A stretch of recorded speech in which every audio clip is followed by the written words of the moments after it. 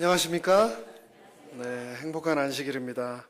시간이 참 빠르게 흘러가고 있습니다. 2015년 시간 게 엊그저께 같은데 벌써 1월이 절반이 지났습니다.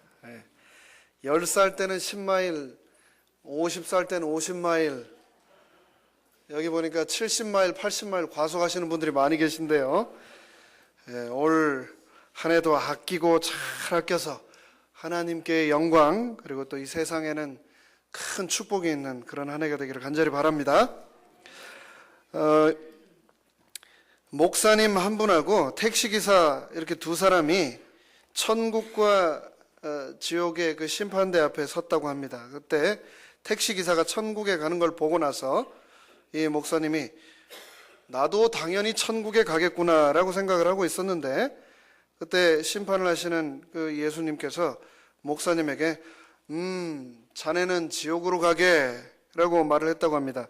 그러자 목사님이 당황하면서 아니 제가 평생 하나님을 섬겨왔는데 왜 택시기사도 천국을 가는데 저는 못 갑니까? 라고 했더니 예수님 말씀하시기를 자네가 설교할 때는 모두 졸고 있었는데 저 택시기사가 운전할 때는 모두 다 하나님을 찾아서 열심히 기도를 했다네 라고 얘기를 했다고 합니다. 여러분은 저를 잘 모르시겠지만 저는 새벽 기도회 때 반주자도 재운 그런 목사입니다. 제 설교를 들으실 때 정신 번쩍 차리셔가지고 주무시지 말고 함께 처음부터 끝까지 은혜 받는 그런 시간 되기를 바랍니다. 이 목사의 가장 큰 특권이자 축복이자 의무는 단에서 하나님의 말씀을 증거하는 것입니다. 올 한 해가 시작되면서 이 금요일 저녁 단에 어떤 말씀으로 하나님께 영광을 돌리고 우리 모두에게 큰 은혜가 될까 고민을 했는데요. 여러분 혹시 그런 얘기 들어보셨습니까? 삼국지를 읽지 않은 사람과는 말도 하지 마라. 그런 얘기 들어보셨습니까?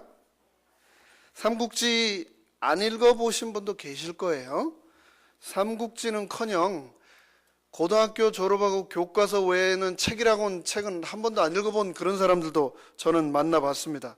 근데 왜 삼국지를 꼭 읽어라 라고 말을 하는가 봤더니 이 삼국지라고 하는 책은 황건적의 난이 일어나는 서기 183년부터 오나라가 망하는 282년까지 한 약 100여 년의 이 중국의 역사를 기록한 책인데요.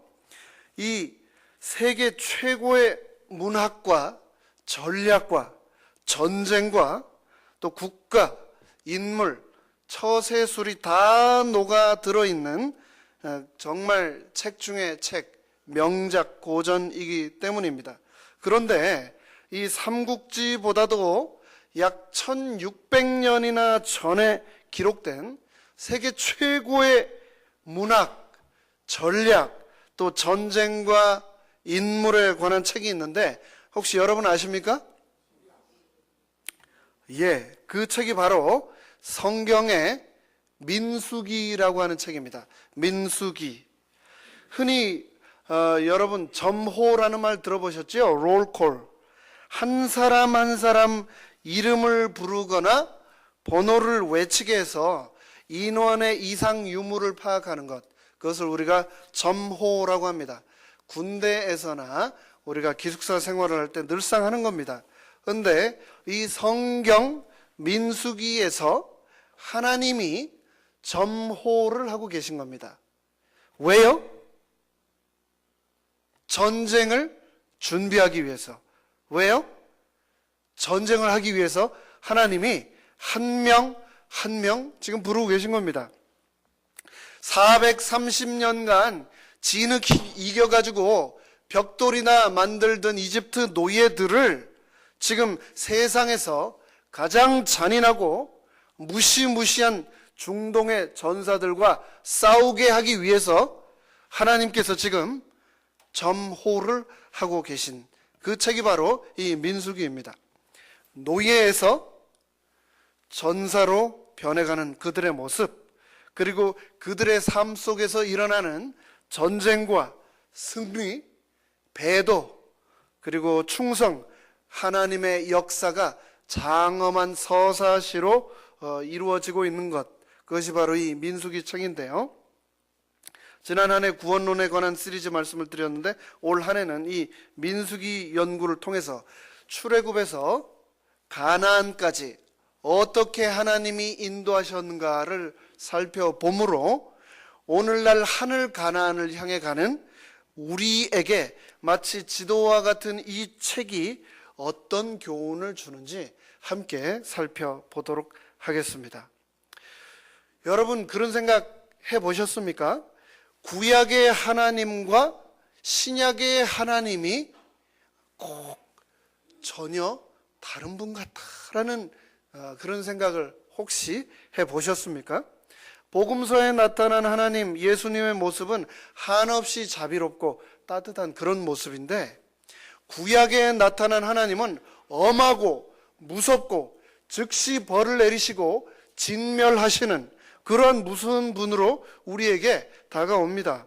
특히나 이 모세오경에 나타난 하나님은 이스라엘이 아닌 다른 민족들을 진멸하되 어린 아이와 짐승들까지도 하나도 빠짐없이 철저하게 진멸하라고 하는 하나님의 엄중한 무서운 명령이 여러 군데 등장을 합니다.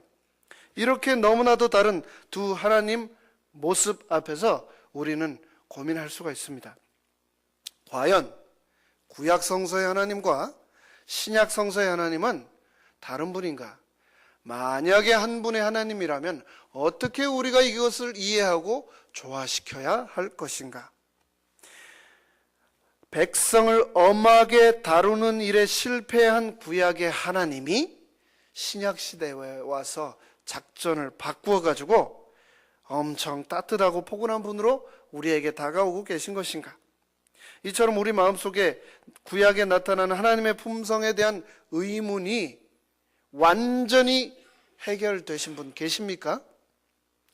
특히 이러한 이야기는 기독교를 반대하고 비방하는 사람들의 단골 메뉴로 등장을 합니다. 유튜브에 쳐보십시오.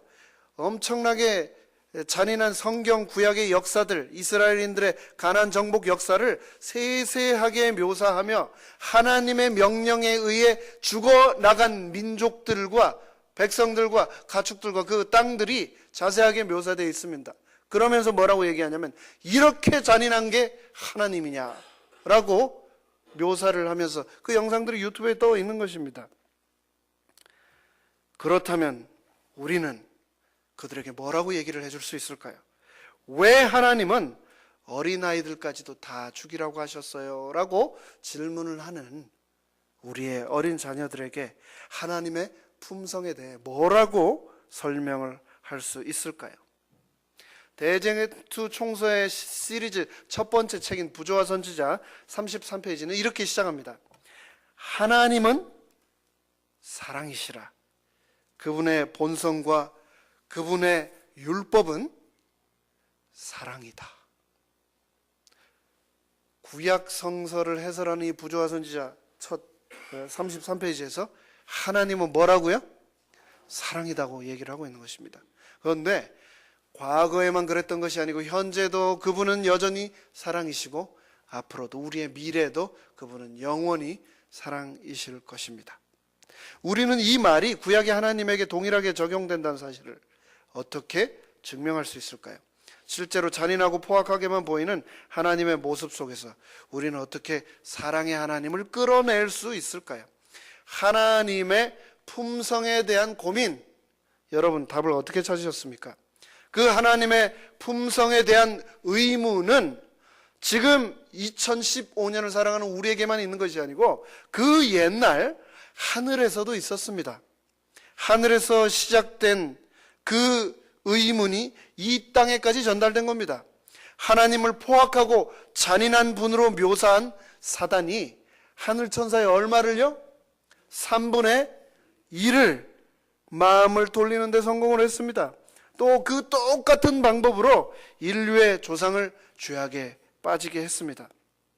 그리고 그 전략은 오늘날 우리들에게도, 우리와 함께한 수많은 사람들이 살아가는 이 시대에도 여전히 큰 성공을 거두고 있습니다.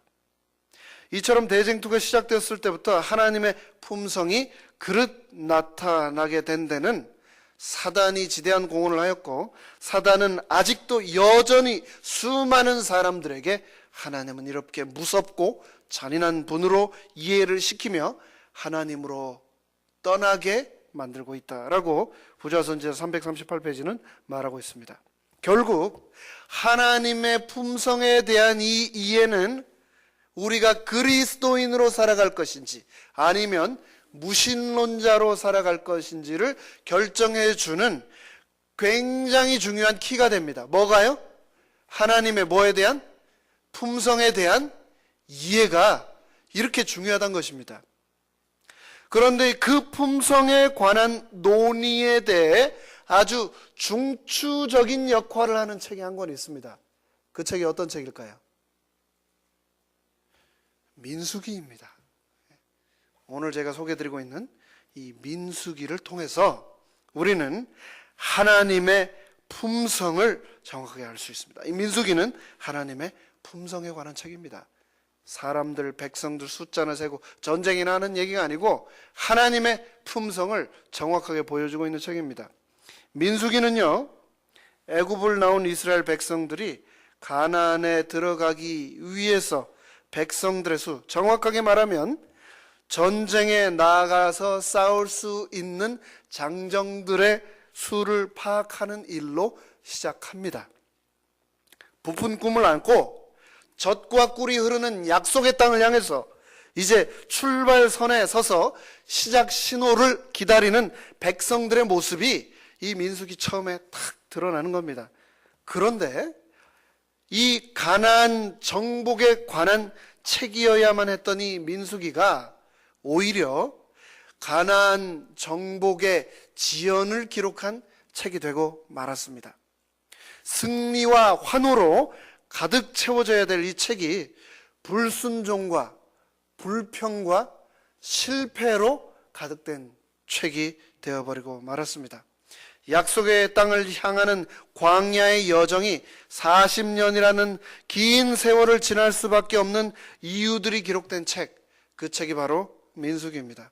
그러나 이 슬픈 이야기 속에서도 여전히 그들의 실수까지도 품으시는 하나님의 사랑, 하나님의 품성이 드러난 책, 그 책이 어떤 책이라고요? 민수기입니다. 아무리 백성들이 하나님을 떠나고 아무리 백성들이 하나님을 배도해도 여전히 성막 위에는 하나님의 임재를 나타내는 구름 기둥과 불 기둥이 그들을 지키고 있었습니다. 지성소에는 여전히 하나님의 영광에 비친 쉐키나가 빛나고 있었습니다. 여전히 하나님을 욕하고 배도한 그들을 위해 날마다 아침마다 하나님께서는 그들에게 만나를 내리셨습니다. 그들이 반역할 때마다 하나님은 모세의 간절한 중보 기도에 매번 응답하셨습니다.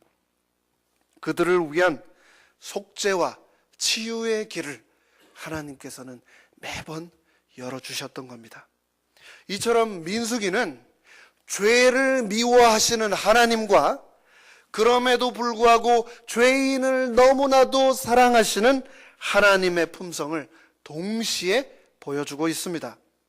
죄에 대해서는 두렵고 무서운 하나님이지만 죄인에 대해서는 한없이 너그럽고 자비로운 하나님이 등장하는 곳, 하나님의 품성이 드러나는 책, 그 책이 바로 이 민수기입니다. 이 민수기를 통해서 우리가 참된 균형을 찾을 때에 하나님의 품성에 대한 우리의 이해가 한 발자국 더 원래의 모형에 다가갈 것입니다.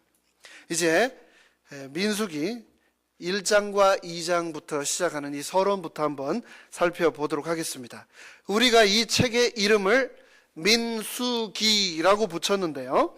이 민수기라고 부르게 된 이유는 70인역이라고 하는 이 성경의 전통을 우리가 받아들였기 때문인데, 이 70인역이라고 하는 성경은 원래 히브리어로 기록이 되어 있는 이 구약 성서를 BC 3세기경 이집트 알렉산드리아에서 72명의 유대인 랍비들이 히브리어 구약 성서를 헬라어로 번역을 한 성경이 바로 이 70인역인데요. 그때 당시에 이집트와 전 세계 각지에 흩어져 있고 히브리어를 사용하지 않고 헬라어를 사용했던 수많은 유대인들을 위해서 그 작업을 했던 겁니다. 그들의 이러한 수고로 헬라 문화권에 흩어져 사는 수많은 유대인들이 구약 성서를 읽을 수 있었습니다. 그런데 그 책에서 70인역에서 이 책을 이름하기를 민수기라고 이름을 붙인 겁니다. 수를 세마다, 헬라어로는 아리스모이라고 수를 세마다라고 하는 이름을 붙였고, 나중에 라틴어 번역인 불가티역에서도 똑같이 이 책의 이름을 셈하는 책이라고 붙였습니다. 그래서 라베르 누메리가 바로 이 민수기의 불가티역 이름입니다. 그래서 이 전통을 그대로 이어받아 가지고 오늘날 성경에서도 이 민수기를 영어로는 뭐라고 합니까? Numbers, 숫자라고, 이 numbers라고 부르고, 한국말로는 민수기인데 민자가 무슨 민자입니까? 백성민자에다 숫자는요? 수할 때 숫자입니다. 백성의 수를 기록한 책, 말 그대로 numbers가 오늘날의 이름으로 이렇게 굳게 된 겁니다. 그런데 원래 이 민수기의 히브리어 이름은 뭐냐면 베미드바르라고 하는 이름인데요. 이 베미드바르의 뜻은 광야에서라고 하는 뜻이라고 합니다. 히브리어로는 이 민수기가 책 이름이 광야에서, 베미드바르. 왜 그런가? 히브리어로 광야가요, 미드바르가 광야라고 하는 뜻인데, 이것은 말씀이라고 하는 뜻, 다바르에다가 미를 붙인 겁니다. 정관사 미를 붙인 거예요. 이게 무슨 말인가? 한마디로 히브리인들에게 광야라는 장소는 어떤 곳인가? 말씀의 장소, 하나님의 능력이 임하는 장소. 그 장소가 어디라고요? 광야.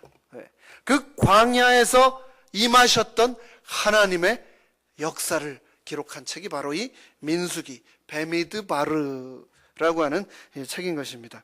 실제로 민수기는 끊임없이 광야에서 임하시고 거기서 그들에게 말씀하시는 하나님의 모습이 등장을 합니다. 그리고 그 말씀에 백성들이 어떻게 반응하는가를 중점적으로 다루고 있습니다. 그런 의미에서 이 민수기의 내용은 광야에서 백성들에게 말씀하시는 하나님과 그 말씀을 듣는 백성들의 이야기라고 우리가 또 말할 수도 있겠습니다. 과연 약속의 땅 가나안을 향해 전진하는 백성들에게 하나님께서는 어떤 말씀들을 하셨으며 그 말씀에 백성들은 어떤 반응을 했는가? 그 내용이 이 민수기 1장부터 36장까지 상세하게 기록이 되어 있습니다.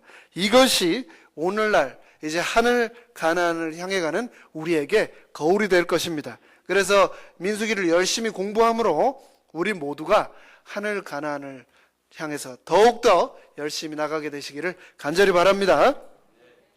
민수기 전체의 구조를 한번 살펴보도록 하겠습니다. 이 구조를 살펴볼 때, 또 역사를 살펴볼 때 가장 중요한 것 중에 하나가 뭘까요? 장소입니다. 장소.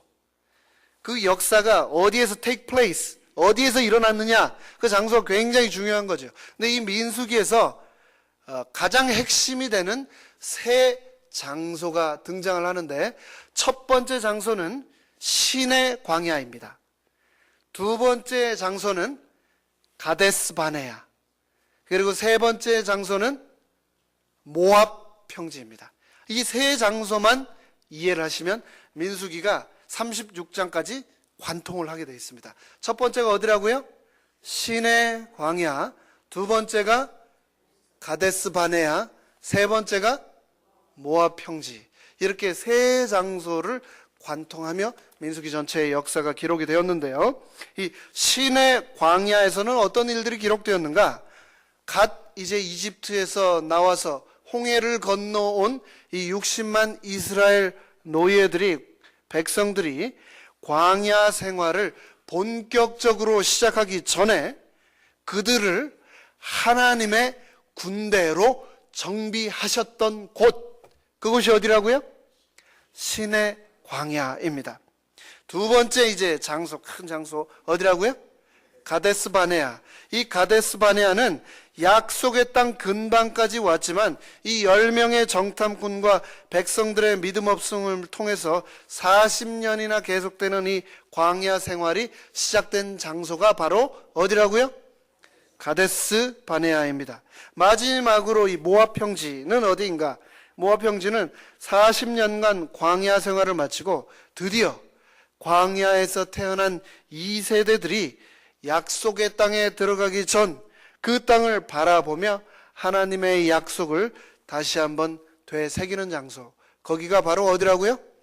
모압 평지입니다.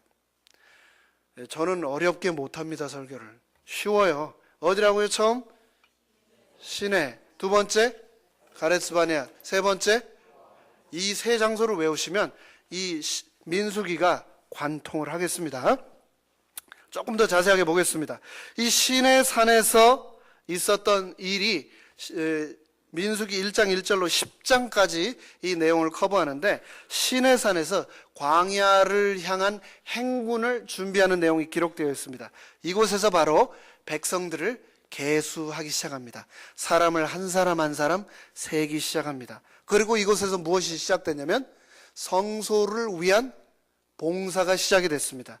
그리고 여기에서 행군을 위한 준비가 시작이 되었습니다. 그리고 마침내 제2년 2월 20일에 구름이 떠올라서, 성소에 그 구름이 떠올라서 행군을 시작한 것, 그것이 바로 이 민수기 10장 11절입니다. 거기까지의 내용이 바로 시내산에서 광야 행군을 위한 준비의 내용이 되겠습니다.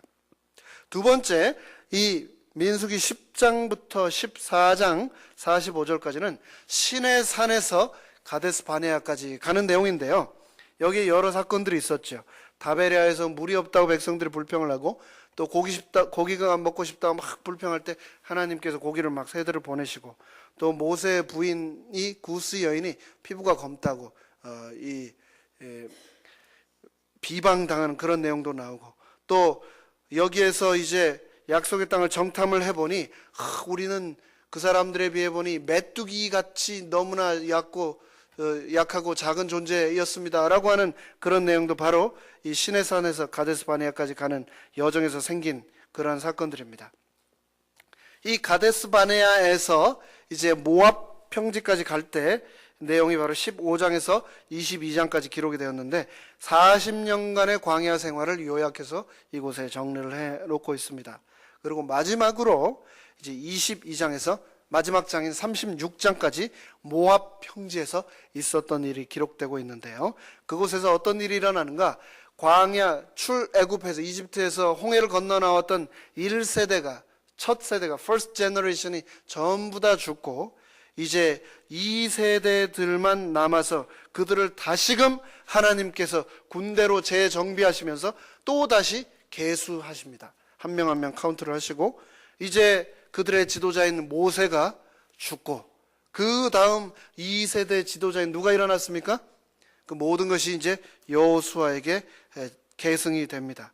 그러면서 가나안 땅에 들어갔을 때 구체적으로 어떻게 해야 할 것인지에 대해서 하나님께서 명령을 내리시는 장면, 그것이 바로 마지막 부분 36장까지 이 모압 평지에서 있었던 일입니다. 이제 본격적으로 민수기 1장과 2장의 내용을 한번 살펴보도록 하겠습니다. 열 재앙을 겪은 이 이스라엘 백성들이 마른 땅으로 홍해를 건넜습니다.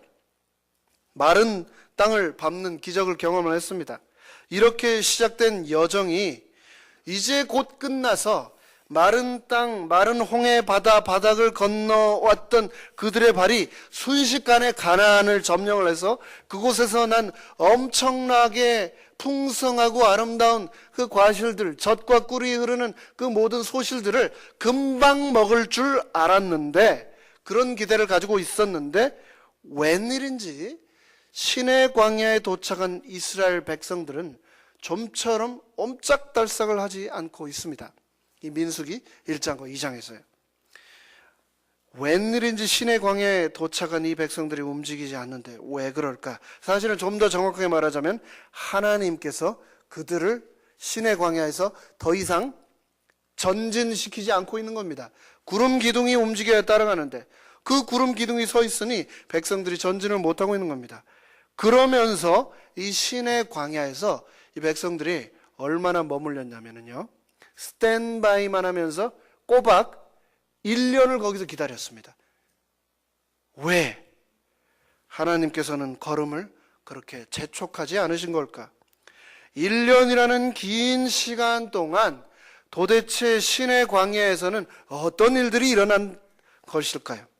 결론부터 말씀드리자면 하나님께서는 그 1년이라는 시간 동안 시내 광야에서 이스라엘을 군대로 재조직하셨습니다.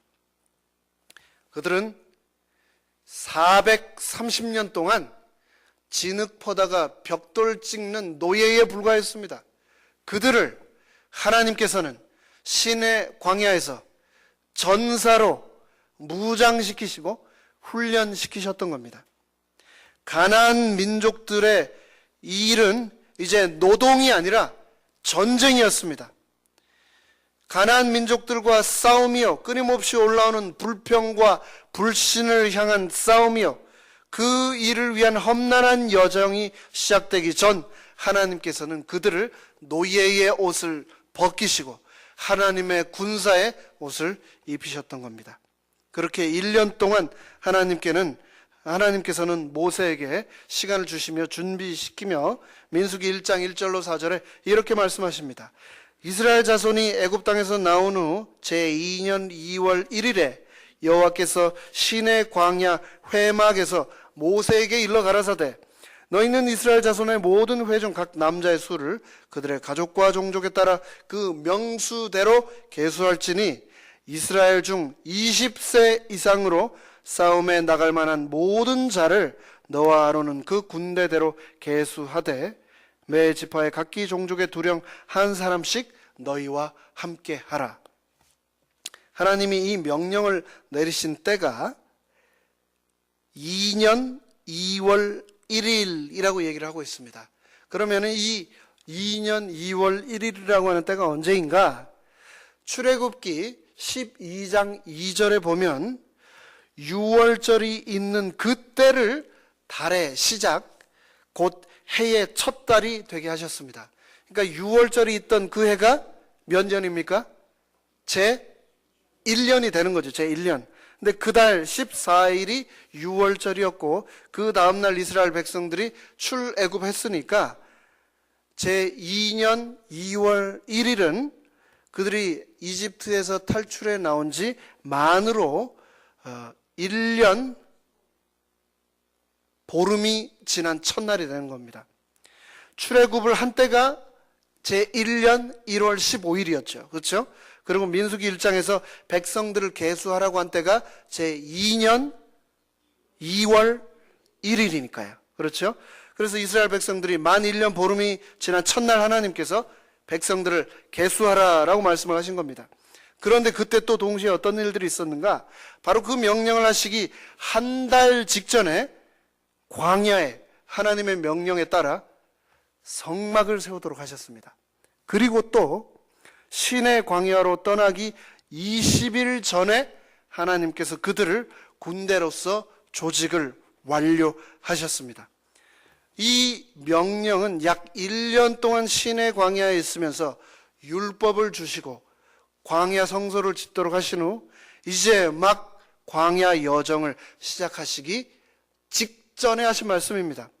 군사의 수를 계수하는 일은 지난 1년간 준비되어 온 모든 일의 이제 마지막 과정이 된 겁니다. 시내 광야를 떠나 가데스 바네아로 가는 그 첫 발자국 직전에 하나님께서 백성들을 계수하신 겁니다. 뭡니까? 이게 바로 하나님의 최종 점호를 하신 겁니다. 한 명 한 명, 나의 군사 한 명 한 명을 하나님이 다 카운트하신 겁니다. 여기서 우리가 굉장히 중요한 교훈을 하나 얻을 수 있습니다. 그것은 하나님께서 이스라엘 백성들을 군사로 조직하고 준비하기 위해서 매우 특별한 교육 과정을 사용하셨다는 사실인데요. 약 1년간 이 시내 광야에 머물면서 그들의 삶 전반을 종교적인 내용뿐만 아니고 도덕적이고 사회적인 각종 율법을 그들에게 주심으로 그들의 삶의 중심이 어디를 향하게 하셨습니까? 성소를 향하게 하셨습니다. 그들의 종교, 그들의 도덕, 그들의 사회, 그들의 모든 인생이 삶의 중심인 성소를 향하도록 그곳에서 1년 동안 훈련을 시키신 겁니다. 모든 율법의 중심이 성소를 향하게 하셨습니다. 모든 정결의식과 속죄 예식이 성소를 향하게 하셨습니다. 여러분 보시기에 제가 볼링을 잘 할 것 같습니까? 잘 못 할 것 같습니까? 제가 맨날 이런 질문 들으니까 조금 이제 지겨워지시는 것 같아요. 여러분 보시기에 제가 볼링을 좀 잘할 것 같습니까? 못 할 것 같습니까? 저희 교회에 볼링을 굉장히 잘하는 분들이 몇 분 계시다고 제가 들었습니다. 좀 배울 마음이 있습니다. 제가. 그런데 저는 볼링 볼을 잡을 때 우선 손가락이 안 들어가니까 무거운 공밖에 못 집어요. 그래서 무거운 공을 집으면은 제가 혀를 이렇게 밖으로 꺼내가지고 있는 대로 집어 던지기 때문에 이 공은 굉장한 파워와 속도를 가지고 핀을 향해 날아갑니다. 근데 문제는 핀이 얼마나 정확하게 몇 개나 맞느냐겠죠. 볼링에서 제일 중요한 것은 속도하고 파워가 아니고 뭡니까? 균형이죠, 균형. 또 다르게 얘기하면 뭡니까? 정말 중요한 건 뭐예요? 방향, direction. 제가 보니까요, 조그맣고 가벼운 공 가지고 비실비실 하면서 톡 놓는데 떼굴 굴러가서 저보다 훨씬 많이 넘어뜨리는 여자분들을 제가 많이 봤습니다. 중요한 거는 속도하고 파워가 아니라 뭐라고요? 밸런스, 그리고 디렉션이 중요한 겁니다. 하나님도 제일 중요한 게 뭔지를 아셨습니다. 중요한 게 뭐예요? 가나안 땅으로 빨리 가는 그 속도가 중요했습니까? 아닙니다. 하나님께서 중요한 것은 얼마나 빨리 가나안에 가는 것이 아니었습니다. 만약에 이스라엘 백성들이 급해가지고 막 속도를 몰아붙여가지고 홍해 건너 시내 광야를 거쳐가지고 가데스 바네아 건너뛰고 가나안 땅에 들어갔다고 칩시다. 먼저 그들의 삶과 신앙이 하나님 중심으로 바뀌지 않고 그들이 만약에 가나안 땅을 밟았다면 그 풍요로운 가나안 땅은 복된 땅이 아니라 그들에게 방종과 타락의 땅이 될 것이 분명했습니다. Land of Opportunity가 아니고 Land of Temptation이 되었을 것이라고요. 그 수많은 이방 신들과 수많은 이방 풍습들에 젖어서 완전히 하나님을 잃어버릴 것이 뻔했습니다. 그러므로 하나님께서는 그들에게 새 땅을 주시기 전에 그들로부터 너희가 변화된 새 삶을 내가 보기 원한다. 중요한 것은 새 땅이 아닙니다. 천국에 언제 가느냐가 중요한 것이 아닙니다. 천국을 위해 내가 준비된 새 삶을 살아가고 있느냐. 그것이 정말 중요한 것 아닙니까? 여러분은 하늘 가나안을 위해서, 그 하늘 가나안 여정길을 위해서 얼마나 준비된 삶을 지금 살아가고 계십니까? 하나님께서 약속된 천국을 우리에게 허락하시기 전에 하늘에 합당한 삶을 살고 저 천국을 위해서 준비된 우리 모두가 되시기를 간절히 바랍니다.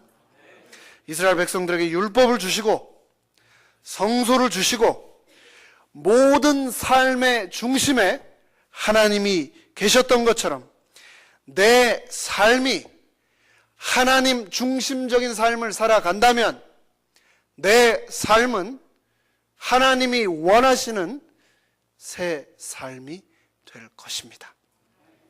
왜 하나님께서는 특별히 이 이스라엘 진영의 중심에 성소를 두셨을까요?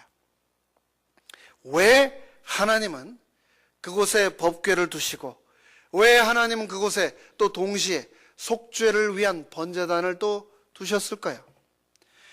여기에서 우리는 또 하나님의 성품을 볼 수 있습니다. 하나님의 율법은 우리에게 흠이 없는 삶을 요구합니다. 그렇죠? 하나님의 율법대로 흠이 없는 삶을 살아가기를 하나님께서는 우리에게 요구하고 계신 것입니다. 그런데 그 하나님의 율법이 있음과 동시에 그곳에 속죄를 위한 번제단을 두셨는데, 이 번제단은 흠 있는 자들이 흠 없는 자로서 살아갈 수 있는, 삶이 변화될 수 있는 길을 제시해 주는 곳, 그곳이 바로 어디라고요? 번제단입니다. 그렇죠? 하나님의 그 율법, 법궤가 있는 그 성소에 동시에 하나님께서는 우리를 위해서 살 길인 이 번제단을 주셨던 것입니다. 율법은 죄를 미워하는 하나님의 성품을 우리에게 보여줍니다. 하지만 번제단은 죄인까지도 사랑하시는 하나님의 품성을 또한 동시에 우리에게 보여주고 있습니다. 이 두 가지가 이스라엘 백성들의 중심에 머물게 될 때 비로소 그들은 하나님의 군대로서, 하나님의 전사로서 준비가 될 수 있었던 것입니다. 우리도 마찬가지입니다. 하늘 가나안을 향해 나아가는 하나님의 군사로 부름받은 우리 모두도 하나님의 율법과 그리스도의 십자가가 나의 삶의 중심에 언제나 있게 되기를 간절히 바랍니다. 하나님의 군대는 세상이 추구하는 총과 칼로 준비가 될 수 없습니다. 하나님이 추구하시는 군대는, 원하시는 군대는 돈과 권력으로 이길 수 있는 군대가 아닙니다. 오직 그 중심에 그리스도의 십자가가 있는, 속죄의 번제단이 있는 하나님이 계신 그 군인만이, 그 군대만이 하나님이 원하시는 참 군대이기 때문입니다. 혹시 여러분 오늘의 삶을 살아가시면서 또 새롭게 시작된 2015년을 살아가시면서 하나님의 전사로 살아가고 계십니까? 아니면 여전히 진흙 이겨서 벽돌이나 찍어내는 노예의 삶을 살아가고 계십니까?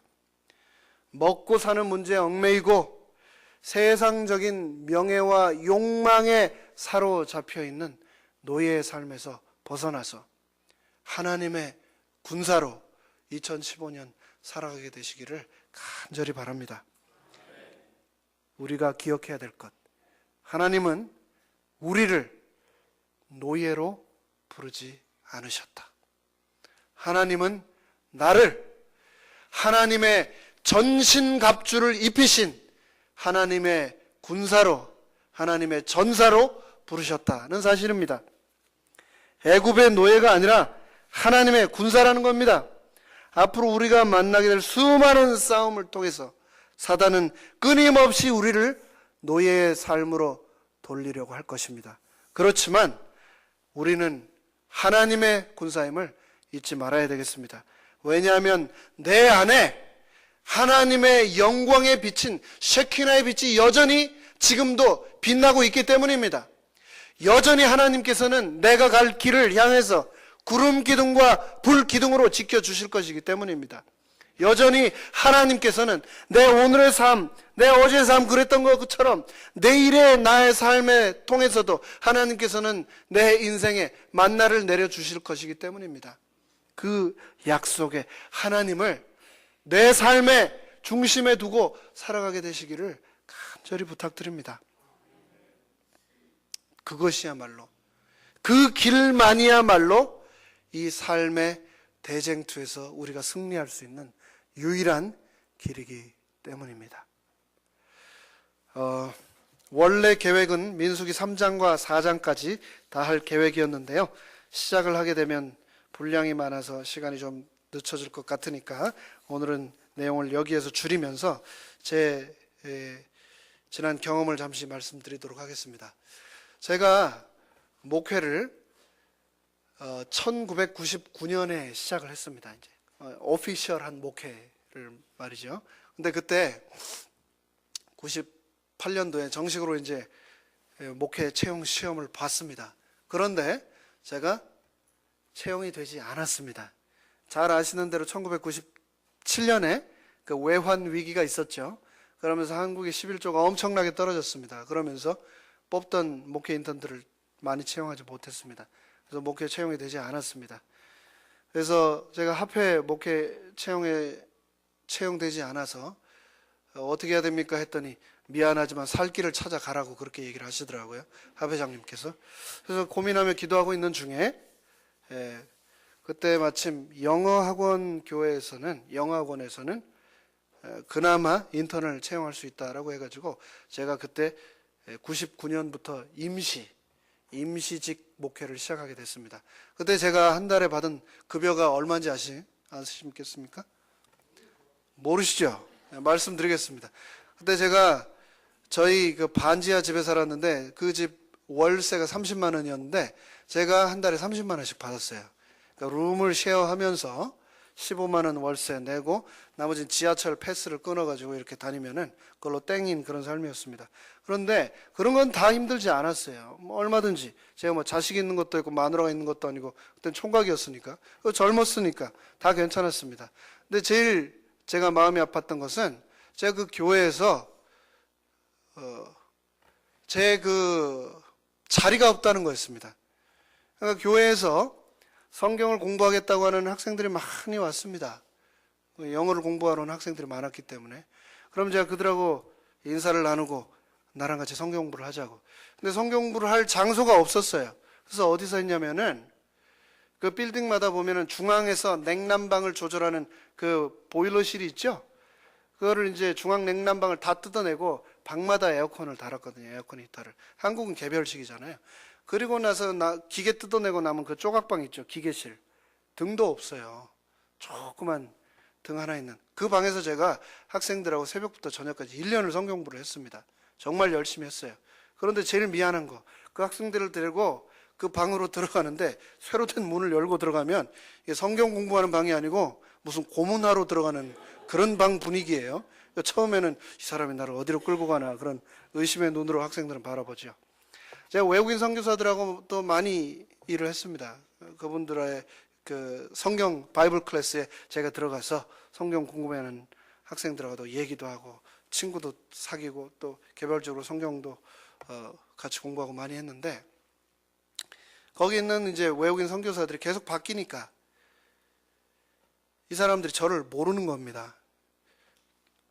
그래서 제가 그 수업에 미리 인사를 하고 양해를 구하고 들어가도 이 사람들은 까먹는 거예요, 자꾸. 그래서 학생들이 물어보는 거예요.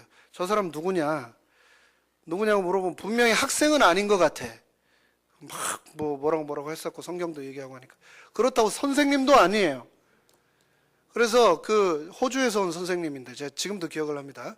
그 선생님이 노래를 엄청 못해요. 그래가지고 제가 그 바이블 클래스 들어갈 때마다 기타를 가지고 들어가서 가스펠송 할 때 제가 반주도 해드리고 그랬습니다. 근데 학생들이 저 사람 누구냐 하니까 그 선생님이 저 보고 디스맨이라고 그러더라고요.